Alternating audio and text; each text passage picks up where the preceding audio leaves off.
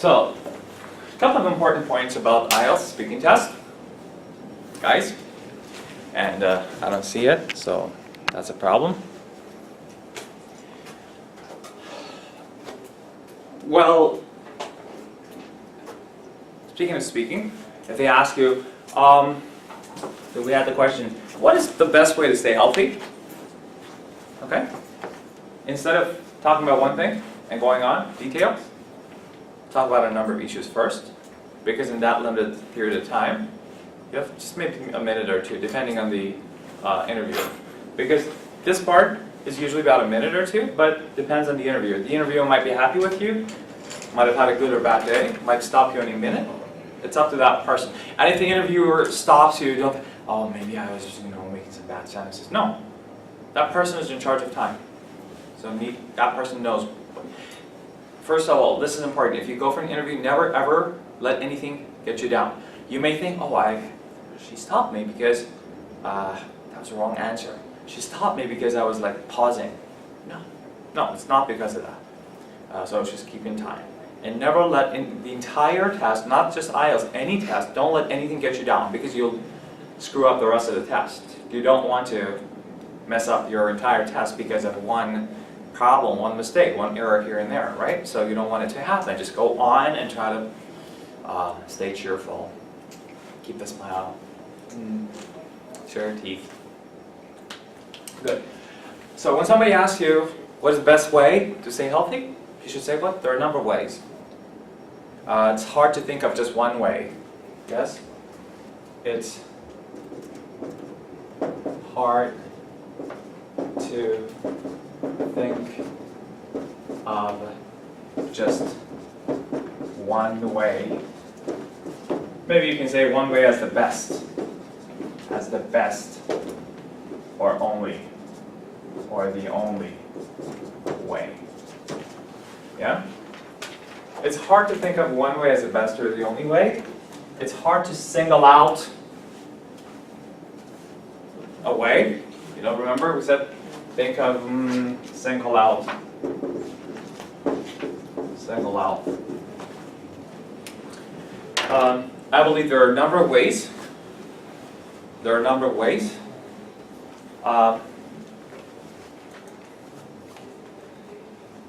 We have a structure in English. We say there are a number of ways in which, with which, we can, there are a number of ways with which,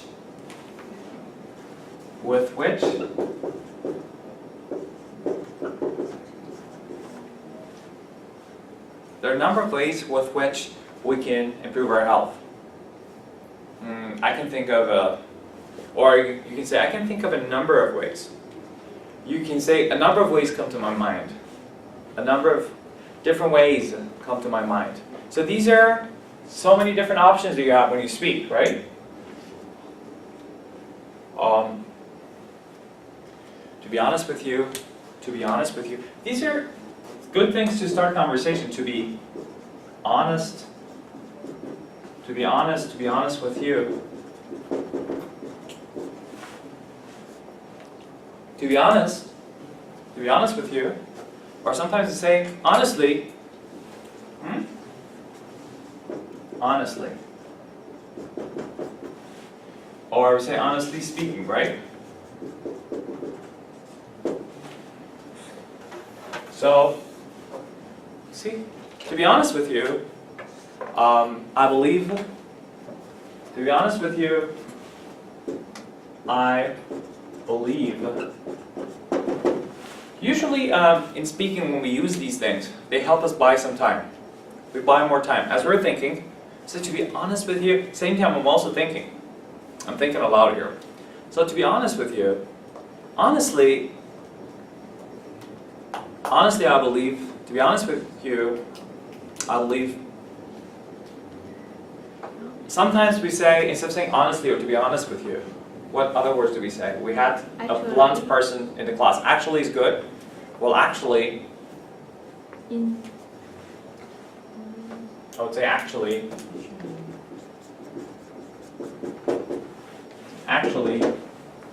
in fact, things like that. But sometimes they're like honestly, I think, now instead of honestly, sometimes say frankly, right? To be frank. So what is it when I say frankly?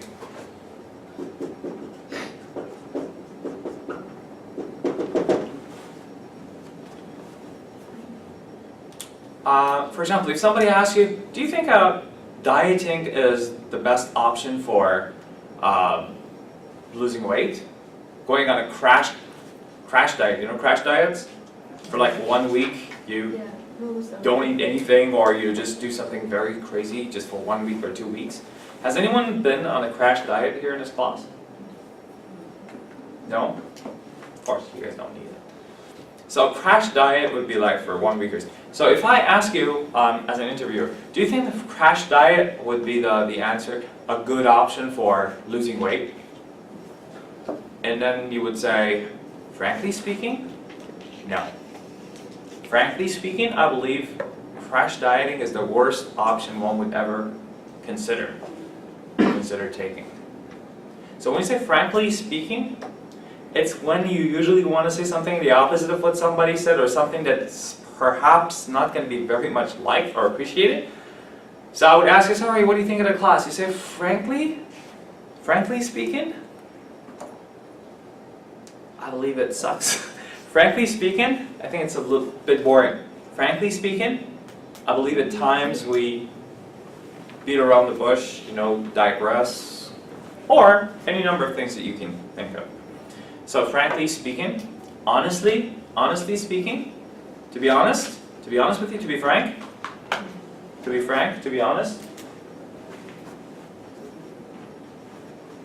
I said to be honest, I can say to be frank, but with different meanings, right? So, number one thing, if somebody asks you a question, for example, like this, what is the best way to do something, you would say, it's kind of hard to single out an option as the only option, or a way as the only way, or as even the best way for me, because I believe a number of factors should be involved together, such as dieting, a healthy diet, that is, exercising, a regular exercise, going to the gym, doing this, doing that, like we talk about a number, getting enough sleep. So when you talk about these factors, then if you have time, well, get into the detail. Then describe one factor. So that was one issue. So first start with an overview, if they give you a topic, and then talk about the details of each and every one. Because if you start with the details of one, you'll have no time for talking about the rest. And that would not be a very coherent way of speaking. Instead, in terms of what we had here, so you can say there are a number of, wait, not there is a number of. Remember, it's not about the number of, it's about the issues. So there are a number of issues, not there is a number of issues. You can say there is some milk, there are some cars. Remember subject-verb agreement. But a number of issues, so there are a number of issues. But on the other hand, if I said the number of the students in the class, I would say is or are, because the number is rising, not the students. Yes? If I want to say 5 more students are coming, it would be there are, or there is a few more students coming. There are a few more students coming. Yes, students would be countable. So when we have these quantifiers, we call it the word quantifier. Remember, a number of, some, any, a lot of, and there are some more that we can talk about right now. So, of course, speaking of subject-verb agreement, I talked about it. We have indefinite pronouns such as some, any, or determiners, indefinite determinants such as some, any, no, none. And it was like when we say none of the students, none of the students. Is it is or are?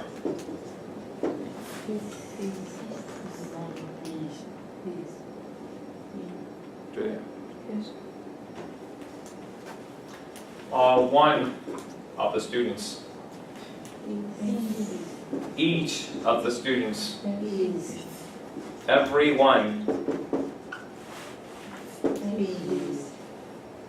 Some.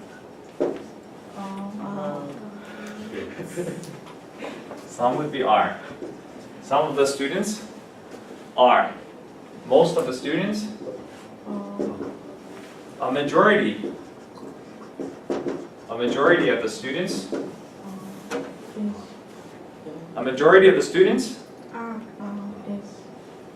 A majority of the students are. A minority of the students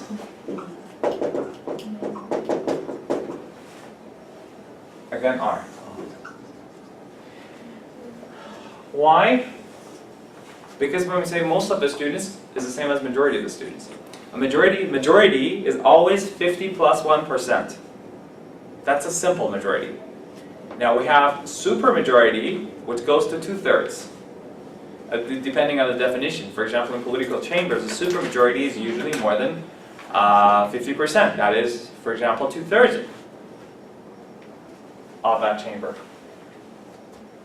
So, a majority and minority of the students are. A number of students are. None of the students is. None of the students was present in the class, right? Is present or was present? None of the students was present in the class. One of the students was or were sick. Was sick. Each student have or has. Has. Every one of the students has. But some students are. Some students were. Most students are, were. A majority of the students are. It's like a number of students.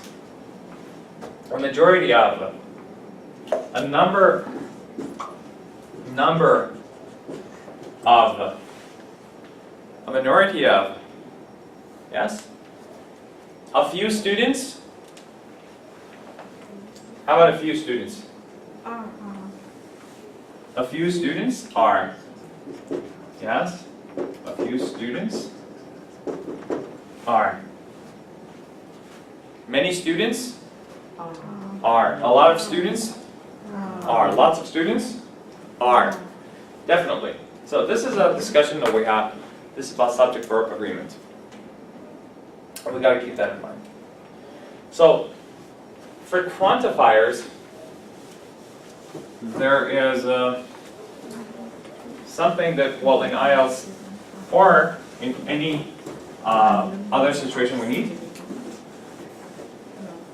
I will give you a number of them.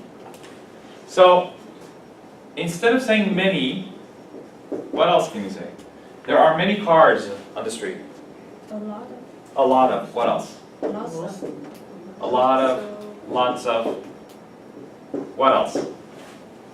Variety of. A variety of. It doesn't mean a lot of. A variety of means a variety of. So a variety of means there are a variety of ways by which you can do something. A variety of means different. So if you want to say different ways,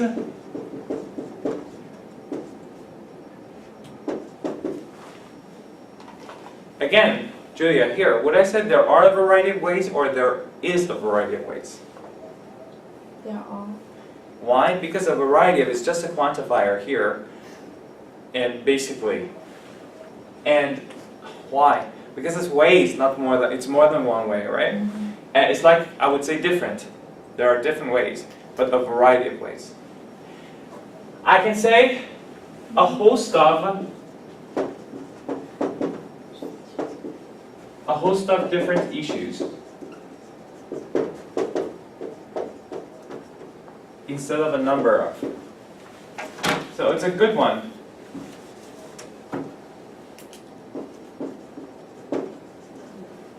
So I want you to learn this for your writing. A host of. So scientists are dealing with a host of different issues. Now, if you write a plethora of,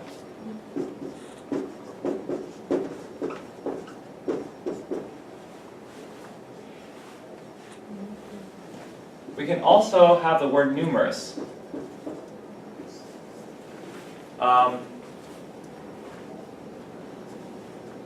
Here.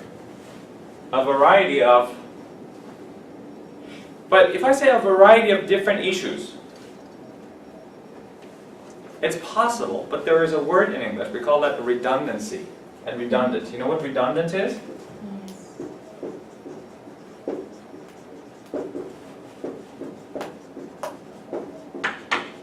Yes.